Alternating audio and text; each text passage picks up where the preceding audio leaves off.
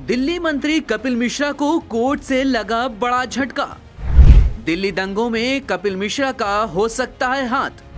Court ने कपिल मिश्रा के खिलाफ एफआईआर दर्ज करने का दिया आदेश।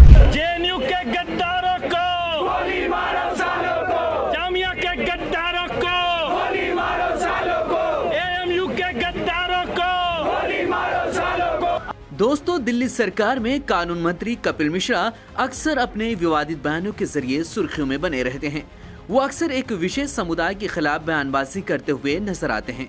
फिलहाल वो दिल्ली सरकार में कानून मंत्री हैं, लेकिन इस बार वो खुद कानून के चंगुल में फंसते हुए नजर आ रहे हैं और कई बड़े आरोपों का सामना भी कर रहे हैं। दरअसल उन पर 2020 दिल्ली दंगे में अहम भूमिका अदा करने का आरोप लगा है। इस सिलसिले में कपिल मिश्रा को राउज एवेन्यू कोर्ट से बड़ा झटका लगा है। कोर्ट ने मंत्री कपिल मिश्रा और अन्य के खिलाफ 2020 के दिल्ली दंगे में उनकी विभिन्न भूमिकाओं की जांच के लिए सुनवाई का आदेश दिया है। साथ ही कोर्ट ने कपिल मिश्रा के खिलाफ एफआईआर दर्ज करने के लिए आवेदन भी स्वीकार कर लिया है। न्यायाधीश ने कहा कि ये साफ है कि दंगों के दौरान कपिल मिश्रा इलाके में मौजूद थे। इस मामले में आगे की जांच होनी चाहिए। न्यायाधीश यमुना विहार निवासी मोहम्मद इलियास द्वारा दायर याचिका पर सुनवाई की, जिसमें एफआईआर दर्ज करने की मांग की गई थी, जिसका दिल्ली पुलिस ने विरोध किया और दावा किया कि दंगे में कपिल मिश्रा की कोई भूमिका नहीं थी। आपको बता दें कि साल 2020 के दिल्ली विधानसभा चुनाव में हेट स्पीच को लेकर कपिल मिश्रा, परवेश वर्मा और उस समय के केंद्रीय मंत्री अनुराग ठाकुर एक दूसरे से होड़ लगा रहे थे। उस समय हाई कोर्ट के जस्टिस मुरलीधर के तबादले पर भी सवाल उठाया गया था, क्योंकि जस्टिस एम मुरलीधर ने हेट स्पीच से जुड़े मामले की सुनवाई की थी और ऐसे नेताओं के खिलाफ एफआईआर दर्ज न किए जाने पर दिल्ली पुलिस को फटकार भी लगाई थी।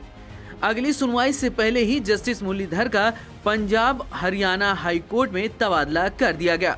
जिन नेताओं के खिलाफ हेट स्पीच के लिए एफआईआर न दर्ज करने के लिए दिल्ली पुलिस को फटकार सुननी पड़ी थी, उनमें एक नाम कपिल मिश्रा का भी शामिल था। कपिल मिश्रा के साथ साथ परवेश वर्मा पूर्व सांसद से दिल्ली सरकार में मंत्री बनाए गए, लेकिन अनुराग ठाकुर को केंद्रीय मंत्रिमंडल से बाहर ही रखा गया। कपिल मिश्रा बीजेपी से पहले आम आदमी पार्टी की सरकार में मंत्री भी रह चुके हैं। मार्च 2025 के शुरू में ही दिल्ली की अदालत ने कपिल मिश्रा की पुनर्विचार याचिका खारिज कर दी थी और दिल्ली हाई कोर्ट ने भी करीब वैसा ही किया।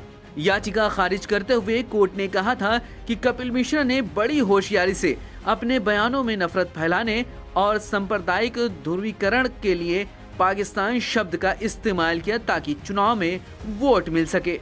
आपको बता दें, कपिल मिश्रा के कानूनी पछड़े में फंसने से दिल्ली की मुख्यमंत्री रेखा गुप्ता के सामने भी चुनौती खड़ी हो सकती है, क्योंकि जिस लाइन की राजनीति कपिल मिश्रा करते हैं, परवेश वर्मा भी तो मैदान में वैसे ही शॉट खेलते हुए नजर आते हैं।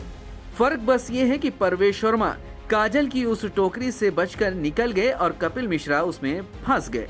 एक बारगी तो कपिल मिश्रा के लिए ये सब फायदेमंद लग सकता है, लेकिन जिस तरह का गंभीर इल्जाम लगा है, अगर अपराध साबित होता है तो उसके लिए 3 साल तक की सजा का प्रावधान है और अगर ऐसा हुआ तो विधानसभा की सदस्यता और मंत्री पद जाने के साथ ही चुनाव लड़ने पर भी पाबंदी लग सकती है। दोस्तों, इस बारे में आप क्या सोचते हैं? कमेंट करके हमें जरूर बताएं।